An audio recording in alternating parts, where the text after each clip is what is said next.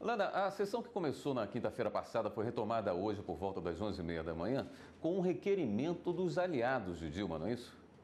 Exatamente, William. Logo no comecinho da sessão, primeiro, o presidente, ministro Ricardo Lewandowski, leu um resumo do processo. Esse processo tem mais de 27 mil páginas. Depois, como você disse, ele aceitou um pedido de aliados da presidente afastada Dilma Rousseff para que a votação fosse feita em separado. Primeiro, sobre o processo de impeachment em si e depois sobre os direitos políticos de Dilma Vana Rousseff. E assim foi feito, foi aberta a votação. Pela regra, a gente passou pelo encaminhamento, que são as opiniões de 2 senadores a favor e 2 contra por 5 minutos cada, e depois a votação em si. E o resultado apareceu no painel eletrônico do plenário do Senado Federal. Vamos ver agora como foi essa sessão no dia histórico em que foi encerrado o julgamento do impeachment de Dilma Rousseff.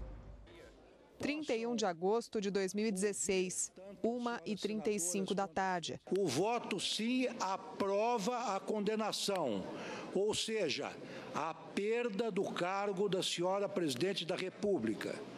Aqueles que votam não, votam pela absolvição e consequente arquivamento da denúncia contra a senhora presidente da República. Por 61 votos a favor e 20 contra, o Senado Federal aprovou o afastamento definitivo da presidente Dilma Rousseff por crime de responsabilidade. Em seguida, foi aberta uma outra votação para decidir em separado sobre a perda dos direitos políticos da presidente afastada por 8 anos. A solicitação para separar as votações havia sido feita em requerimento apresentado pelos aliados de Dilma Rousseff, submetido ao debate dos senadores e encaminhado conforme o regimento interno e a lei do impeachment. Por 42 votos sim, 36 não e 3 abstenções, o Senado Federal decidiu que Dilma Vana Rousseff não fica inabilitada para exercer cargo público. O Senado Federal entendeu que a senhora presidente da República,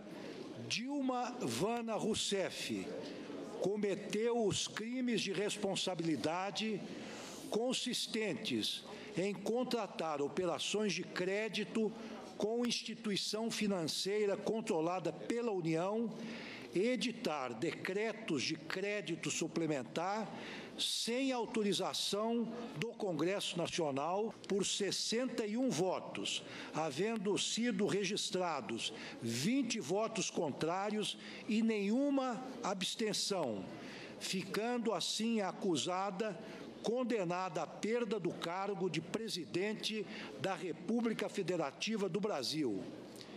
Em votação subsequente, o Senado Federal decidiu afastar a pena de inabilitação para o exercício de cargo público, em virtude de não se ter obtido nesta votação 2/3 dos votos constitucionalmente previstos. Em seguida, o presidente da sessão oficializou o ato com a leitura de uma resolução do Senado Federal. É julgada procedente a denúncia por crimes de responsabilidade previstos nos artigos 85, inciso 6 e artigo 167, inciso 5 da Constituição Federal.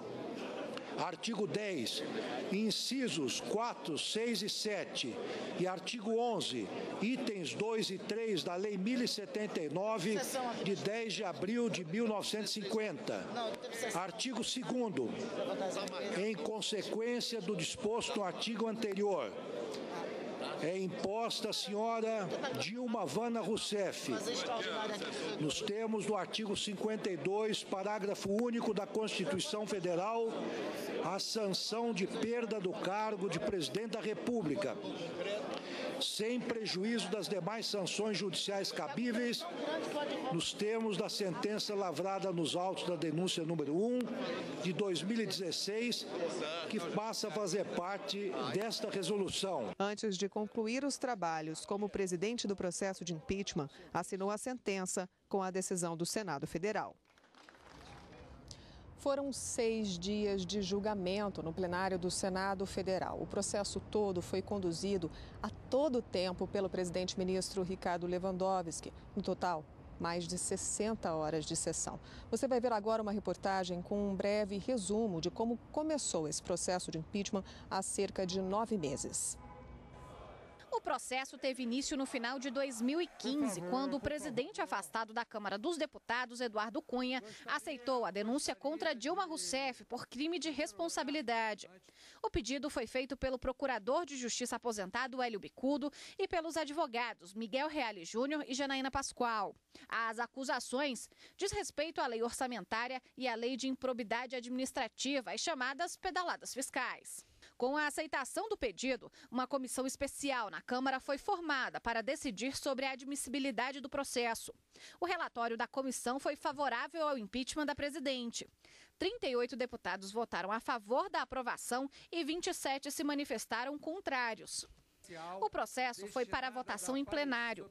No dia 17 de abril, 504 parlamentares participaram da sessão que decidiria se o impeachment seguiria para o Senado. O relatório foi aprovado com 367 votos a favor e 137 contra. Os senadores também formaram uma comissão especial para avaliar a possibilidade de impeachment. Por 15 votos a 5, o conteúdo recebido da Câmara dos Deputados foi aprovado.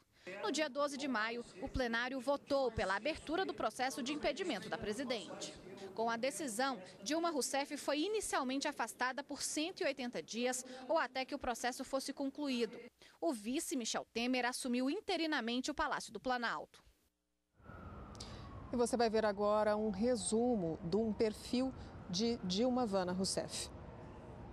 Com 55 milhões de votos, Dilma Rousseff foi a primeira mulher eleita para a presidência da República em 31 de outubro de 2010. Ela começou a governar o Brasil em 1º de janeiro de 2011.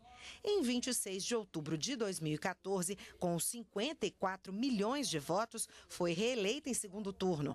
Mas no dia 12 de maio deste ano, após a instauração de um processo de impeachment movido contra ela, foi afastada do cargo. O vice Michel Temer assumiu interinamente a presidência da República. Quem está aqui para falar mais sobre esse assunto é a consultora jurídica da TV Justiça, Karina Zuccolotto. Karina, boa noite. Boa noite, William. Karina, apesar de ter sido um julgamento político, ele é garantido juridicamente pela Constituição Federal, não é? Exatamente. Há uma previsão na Constituição que, em caso de crime de responsabilidade, e assim definido por uma lei de 1950, que foi a mesma lei aplicada, inclusive, na época do impeachment do ex-presidente Fernando Collor, ela tem essa previsão constitucional e determina que, nesse caso, o juiz natural para processar e julgar o presidente da República seja o Senado da República. E nesse processo de impeachment, nessa apuração, nesse processo político em que vai se verificar se essas acusações efetivamente se concretizam, se houve ou não um crime de responsabilidade, duas penas são previstas na Constituição.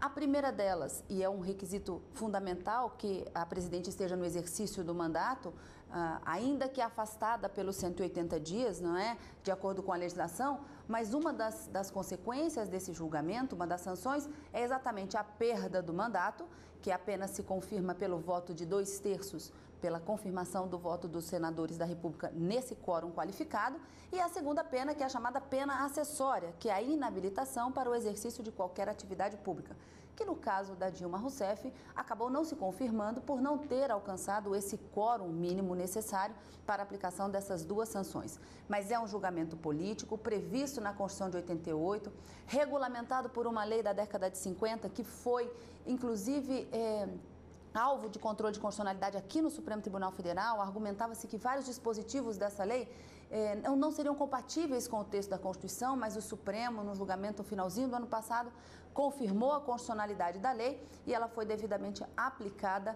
e nós chegamos hoje à conclusão desse julgamento, a finalização desse julgamento do impeachment com a perda do mandato da ex-presidente agora, Dilma Rousseff. E rapidinho para fechar, Karina, mesmo rito, mesma lei, no processo de impeachment, no processo de Dilma Rousseff ou não? Sim, o rito foi o mesmo.